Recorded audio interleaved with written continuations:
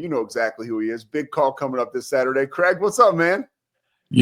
All of that goes by when you mention Slovacics, because right now I'm craving a blueberry cream cheese kolache. I just got to tell you, I love me some Slovacic. So it was hard to clear that from my mind, Pete, but I'm ready to go, and good to see you again. They are our presenting sponsor. Next time we get together, we'll have to get some Slovacics there. It's great to see you too, Craig. There's so much happening now, and I won't keep you long. First thing, any big concerts over the summer for you? I know you're a music guy. Did you go see any live music that you really enjoyed? The last one I think I saw, my wife, Linda, and I are big yacht rock fans. So, Mhm. Me too. That's why I asked. I love it. yeah. And so we've seen quite a bit over the past several months. We've seen Doobie Brothers and Little River Band, and I'm trying to think what else we saw. Oh yeah, for you who really want to wade deep into the yacht rock, we went up to Arlington and saw in the small venue Ambrosia and Oh John yeah. Ford. Yeah, with John Ford Coley. Now, England Dan is no longer with us, but John Ford Coley's there. He's a Dallas native, and we actually visited with him after the show. And so we've tried to keep up with a lot of that, and we are going. I've got a. I'll just leave it at this and say it's a milestone birthday coming up next month. So we're going to go out to Las Vegas and see Ringo Starr in his residency there at the Venetian. So we're looking forward to that. It Don't Come Easy is probably one of my that's always been like a song that's like whenever I get down or things are going rough, I always remember that. Like, don't come Great easy. Point. Great point. Yeah. All right, it's not going to come easy for Texas this year. You have seen a lot of Texas football, right? The anticipation level this year has to be second to none. But I ask you, we're talking about the Colt McCoy era, the Vince Young era. Like, for your window of time, can you compare this to another level of excitement? Where does it stand going into this year when you look at some of the other big time years? Well, let me put it to you this way, Pete. This is this Saturday's game in Columbus against Ohio State will be the start of my 38th year on the network, my 25th season in the play-by-play chair, and I can tell you honestly, I've never seen and heard an anticipation and excitement level surrounding the start of a college football season in Austin, Texas, like this one. Now, there's always excitement every year, certainly when a season begins, and Longhorn fans certainly have always embraced their team and have been through some great times and some hard luck times as well. But I think this year, with the fact that they are coming off back-to-back trips to the college football playoff, and the fact that they are, for the first time in school history, preseason number one to start the year. They've never been number one in the country to start the year. And then obviously when the added excitement and anticipation with the new guy taking the snaps at quarterback, all of that I think adds up to this being the most excited and most anticipated season for Longhorn fans. Before we get to the new guy, right, I want to ask about Sark. He's one of my favorite coaches in college football, probably just one of my favorite coaches for what he's professionally done, personally done. How have you seen him grow as a coach since his time on campus in Austin? Because by all accounts, he's doing a phenomenal job, and he has done a wonderful job, I think, from 30,000 feet of just staying the course and staying focused. Because as you know, there's a lot of noise in Austin, man. There's a lot going on that can throw you off course. Yeah, I think that he has, to your point, stayed the course. When he came in at the start of 2021, he had a plan, he had a vision for what he wanted to do, but he also knew it was going to take time. He also knew it was going to take a real steady and pretty direct upgrading of talent. So he and among others, Kyle Flood, his co-offensive coordinator, the O-line coach, who was with him in Alabama, and they've been together a long time. They were together on the Atlanta Falcons staff.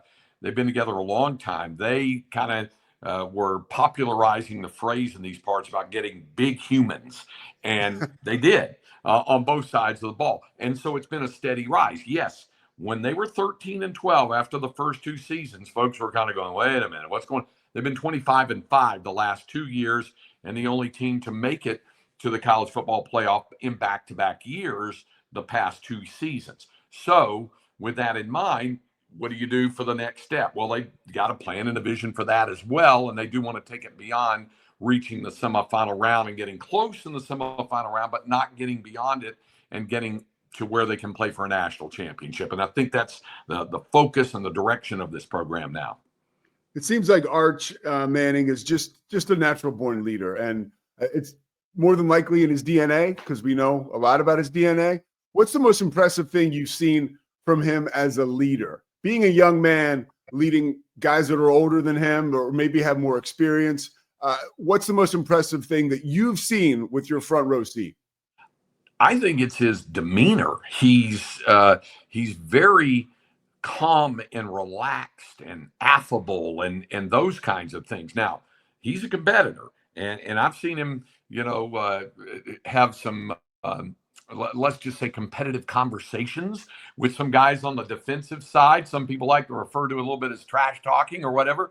Like he and the preseason All-American safety Michael Taft, they'll joke with one another. But Arch is a competitor, and it looks like he's ready to go. Just watching him in practice and in scrimmages, he looks like he's ready to go. But he does have command of the offense, and I think he has command of the huddle and of his teammates around him to address your question. They respect him, they like him, and he's otherwise a pretty relaxed and low-key guy. He would rather not have to see and deal with the spotlight that surrounds it, but he understands it. He gets it. And I also think this, Pete, I think his pedigree, his background, his upbringing has something to do with it as well. As Sark said in his news conference this week, Arch has been at Super Bowls. He has been at Yellow Jacket ceremonies there in Canton. So he understands the larger picture. Now he's thrust into the middle of it for the first time, but I think he's physically ready to go for that. And Craig, I feel the same way about even a guy like Rocco Becht or Steph Curry or Patrick Mahomes. I just think being around it, being in the stadiums, being in the locker rooms, there's a different element there for some of these guys. And certainly that's an attribute he's taken advantage of. You've seen generational quarterbacks at Texas. What's the one characteristic that they have that allows them to be successful? If there's one thing you see that's common, not uncommon for us, but common for them on their runs. It's a belief, a strong belief that they have that they can get it done. I mean, it goes back, I think back all the way back in my time of working on the Texas broadcast, seeing guys like Peter Gardere in the early 90s at quarterback. And then after that, James Brown having the moxie and the confidence to go in and shock Nebraska in the first ever Big 12 championship game. Major Applewhite had that. You just kind of saw that in those guys early on. And then it went from there, Chris Sims, and then, of course, Vince Young exuding as much confidence as anybody. And I think Colt McCoy learned an awful lot about that, redshirting in that national championship year 20 years ago of 2005, and seeing how Vince integrated himself with the team and the offense. And Colt had that same kind of confidence. I saw Sam Ehlinger have that same kind of confidence there, and Quinn Ewers. And now I think we're seeing it from Arch Manning. Certainly, time will tell, and the results on the field will bear a lot of that out. But I think it's an inner belief and trusting and having their own self-confidence that they can get the job done. That's the one common thread I think I've seen over the past nearly 40 years. You mentioned Quinn Ewers. Why do you think that Sark didn't go with Arch last year and stuck with Quinn? Was that a loyalty thing, a locker room thing? Because folks like me, everybody was curious.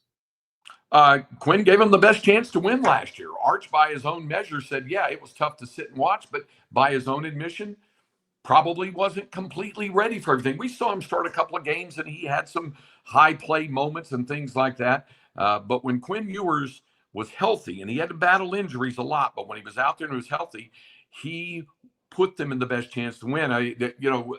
We think about a lot of legacy plays for guys. Certainly for Vince Young, it's the 4th and 5 run against USC in the Rose Bowl. Colt McCoy had a great touchdown run in the Fiesta Bowl to beat Ohio State, and really for Quinn Ewers, it's got to be the 4th and 13 play in the Peach Bowl down to their last shot against Arizona State and dropping that ball right into Matthew Golden in for the game tying touchdown to get it into the second overtime. I think it was all of those things, his experience, his confidence, and his track record that kept Quinn in the starting job, certainly when he was healthy. All right, a couple more for you. I know you got to go. You got a busy day. When you look at the roster, right? The roster, we talk a lot about quarterbacks and skill guys. Who are we not talking about this year that will impact the Longhorns, like an X factor? Well, on the offensive side, I'm really curious to see how the running game develops. C.J. Baxter had an outstanding freshman year, but then, of course, suffered a knee injury in fall camp workouts last year, was out all of last year. We saw Quintravian Wisner rush for over 1,000 yards, the only man in the SEC to do that. So Trey Wisner is back, and I think those two guys give them a 1-2 punch. Also in the receiving end, even though they lost a guy like Matthew Golden, since they lost guys to the NFL and lost an outstanding tight end in Gunnar Helm, who's with the Tennessee Titans. They picked up a tight end through the portal and Jack Endries, transferring in from Cal, and he's on the preseason award watches for the Mackey Award and the Bolitnikoff Award even. And then on the defensive side, they do have 3 preseason All-Americans. Colin Simmons, the edge rusher, who comes off a fabulous freshman campaign. Anthony Hill has been a leader in the linebacking core. And then I mentioned Michael Taft in the secondary. So they anchor. They're kind of the central nervous system of that defense, but there are other guys that are ready to make plays for this team. Simmons had a great spot on your show yesterday. I'd encourage anybody to go check that out. 1300 The Zone, Austin Sports Radio. Last question. You're back on the road. Is there something about, because you spend a lot of time on the road, right? And that can be hard sometimes. Is there a silver lining outside of, you love what you do, about going back on the road for you? Is there a process that you enjoy? Is there a special aspect of the camaraderie? What speaks to you about all the travel you do, and it's about to start up again? I think it's an amalgamation of several of the things you just talked about. You like going to different places, certainly. The last time I was in Columbus was 20 years ago, that epic 2005 game that Texas won 25-22 that kind of launched their big push toward the eventual national title. It's getting to work in different venues, the Horseshoe at Ohio State is special. And then, you and I have gotten to know each other over the years, and it's the same thing with other broadcasters, getting that communal feel and getting a chance to visit folks. Paul Keels, the voice of the Buckeyes, is a longtime friend, and it'll be good to see him again. And it'll be like that throughout the course of the season. I miss some of my broadcasting buddies in the Big 12 conference. I was about to say, yeah. I've made new friends in the SEC, and listen, we're all cut from that same cloth, Pete. We all kind of are one collective group, and we kind of cling to one another, and we help one another out, and it's also a great deal of fun, and that's part of what I like when I do go on the road.